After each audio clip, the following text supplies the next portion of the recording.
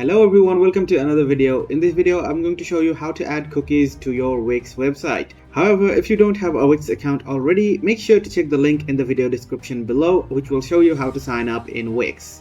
So this is our Wix dashboard right here, and to add cookies pop up in our website, we're going to go to settings. So we're going to scroll down here and click on settings. After that, we are going to scroll down and find an option called privacy and cookies. We're going to click on it. After that, we are going to have an option like this. Then we are going to click on get started. From here, we're going to turn on display cookie banner on site. So on the first option, we have a banner color theme. You can select light or you can select dark color. On the other hand, you can also select custom color for your banner. So custom color is looking good. I'm going to stick with the custom color. Then you can select font size. Then we have button style, which can be square, rounded corners, or rounded. Let's go ahead and select the rounded buttons. We have consent button text. We can modify the text. I'm going to write accept cookies.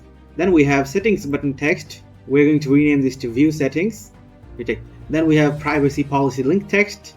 We're going to rename it to view privacy policy.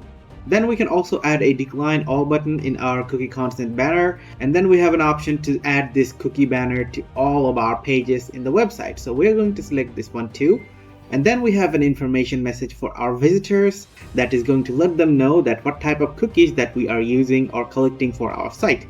So we are going to edit this message and add a thank you on the last. And finally, we have privacy policy. So you can select a page which will be your privacy policy page. So if you have a page that consists of privacy policy, then you are going to have to link that page in this section.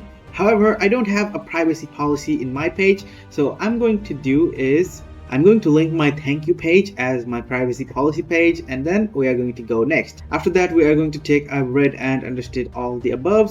Then we are going to save and publish. Then we are going to go to live site.